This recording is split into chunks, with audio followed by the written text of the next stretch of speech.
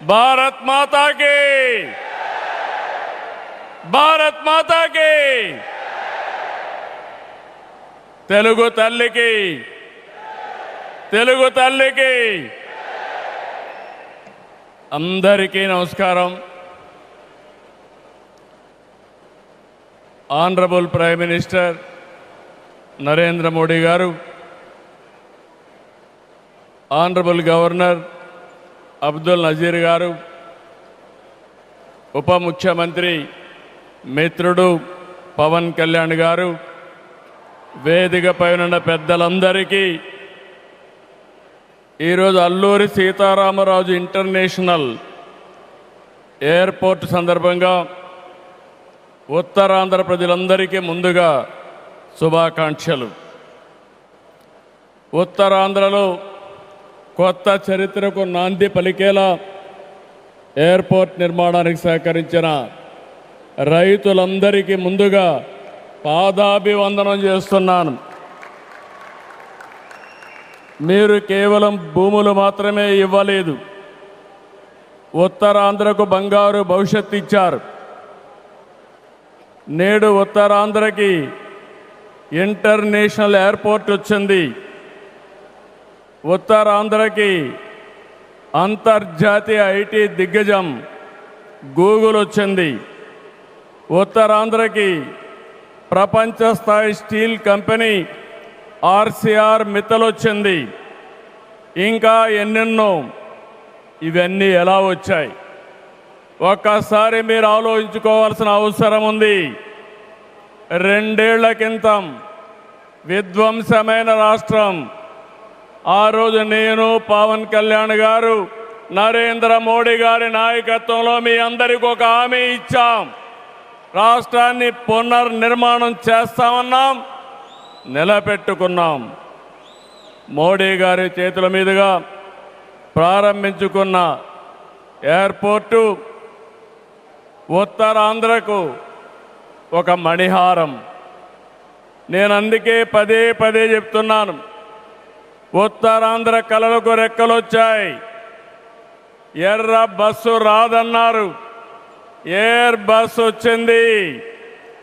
అవహేళన చేసిన వాళ్ళు అడ్రస్ లేకుండా పోయే పరిస్థితికి వచ్చారు. ఆ రోజు ఎన్నో ఈ ప్రాంత ఆశలని, ఆకాంక్షల్ని తక్కువ చేశారు, అడ్డుపడ్డారు.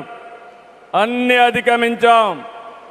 అద్భుతమైన ఎయిర్పోర్ట్ ఈరోజు నిర్మాణం అయిందంటే ఇది ఉత్తరాంధ్రకి గర్వ కారణమని మరొకసారి విజ్ఞప్తి చేస్తున్నాను.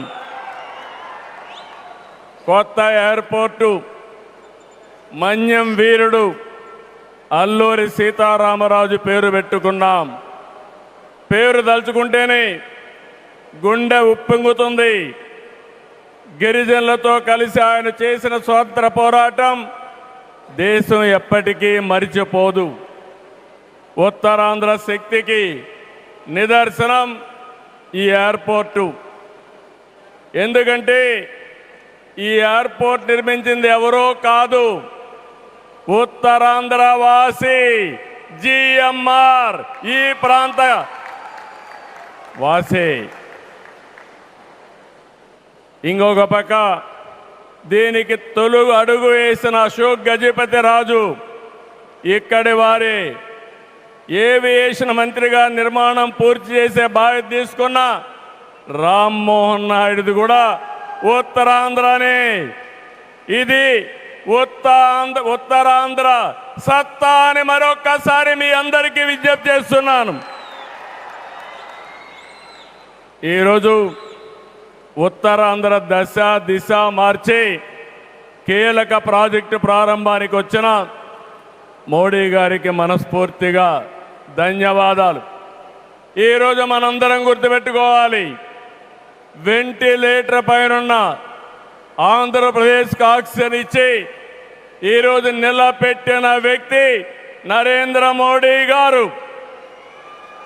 నేను మిమ్మల్ని అడుగుతున్నా, ఆంధ్రుల సెంటిమెంట్ విశాఖ ఉక్కు నిలబెట్టింది ఎవరని గట్టిగా మీరు చెప్పాల్సిన బాధ్యత మీ పైన ఉంది. ఎవరు ఎవరు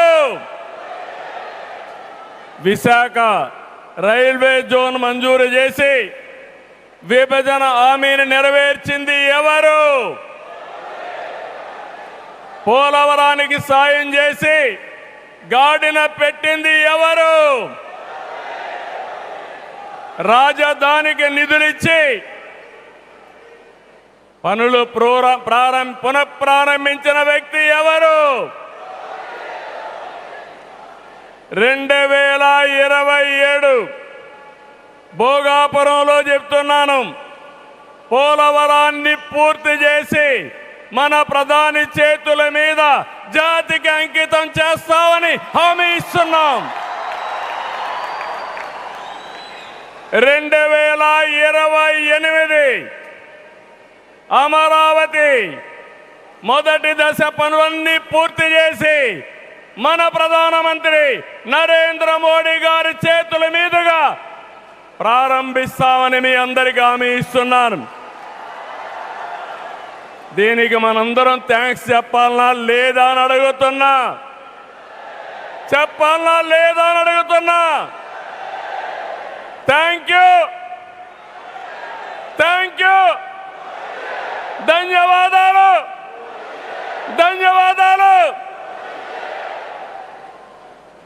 ఏఎస్ఆర్ ఎయిర్పోర్టు 2703 ఎకరాలు, 5641 కోట్ల రూపాయలు అద్భుతంగా వచ్చింది. ఎయిర్పోర్టుని ఫ్లయింగ్ ఫిష్ ఆకారం నిర్మించారు. మన తీర ప్రాంతాన్ని ఇది గుర్తు చేస్తుంది. అటు సముద్రం, ఇటు పచ్చని కొండల మధ్య విమాన ప్రయాణమే కొత్త అనుభూతిని తీసుకొస్తుంది. నేను చాలా విమానాశ్రయాలు చూశాను, కానీ భోగాపురం ఒక ప్రత్యేకమైన ఎయిర్పోర్ట్ అని మరొకసారి మీకు విజ్ఞప్తి చేస్తున్నా. ఎయిర్పోర్ట్లో అడుగడుగున తెలుగు కళలు, సంస్కృతి కనిపిస్తున్నాయి. తెలుగు ముగ్గులు, ఏటి కొప్పాక బొమ్మలు, కూచిపూడి నృత్యం, తోలు బొమ్మలాట, బొబ్బలి వీణ, నాదస్వరం, లేపాక్ష నంది వంటివి ప్రతిబింబించేలాగా తీర్చిదిద్దారు. విశాఖ నుంచి భోగాపురాన్ని నిర్మించే బీచ్ కారిడారు ప్రకృతి అందాలతో మరింత ఆకర్షణ తెస్తుంది. గ్లోబల్ ఏరోస్పేస్ ఏవియేషన్ హబ్కి GMR Manasa aviation university, ASIP semiconductor ప్రాజెక్టుకు శంకుస్థాపన చేసుకున్నాం. జిఎంఆర్ విఎఫ్ స్కిల్ డెవలప్మెంట్ సెంటర్కి ప్రారంభించుకున్నాం. శంషాబాద్ ఎయిర్పోర్టుతో తెలంగాణ దశ దిశ మారింది. భోగాపురం ఎయిర్పోర్టుతో ఉత్తరాంధ్ర దశ దిశ మారుతుంది.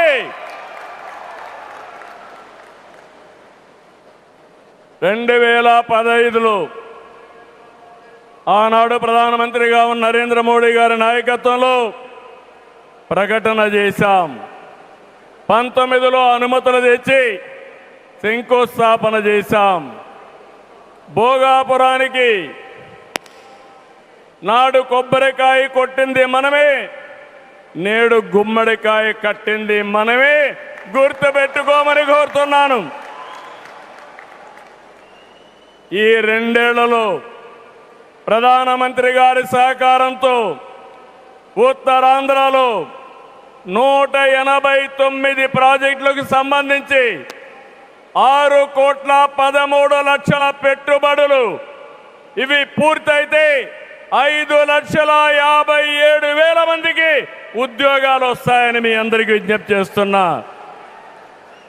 ఉత్తరాంధ్రలో వచ్చే 3 ఏళ్లలో 2,784 కోట్లతో 8 ప్రధాన సాగునీటి ప్రాజెక్టులు పూర్తి చేస్తాం. ఇది కాకుండా 65 సంవత్సరాలుగా పెండింగ్ ఉన్న నేరేడు బ్యారేజీని కేంద్రం క్లియర్ చేశారు. దశాబ్దాల కలని నిజం చేస్తాం. ఈ నెల 14వ తేదీన గోదావరి నీటిని ఉత్తరాంధ్రకి ముఖ్యంగా అనకాపల్లికి తీసుకొచ్చే బాధ్యత ఎన్డీఏ ప్రభుత్వం తీసుకుంటాం. గోదావరి పోల వంశధారిని అనుసంధానం చేసే బాధ్యత తీసుకుంటాం. ఉత్తరాంధ్రలో టూరిజం, ఫార్మా, నేషనల్ హైవేలు, పోర్ట్లు, ఎయిర్పోర్ట్లు, railway connectivity, rare earth minerals, ప్రసిద్ధ పుణ్యక్షేత్రాలు, అరకు, పాడేరు, సుందర ప్రాంతాలు లేనిదంటూ లేదు. వీటితో ఉత్తరాంధ్ర నుంచి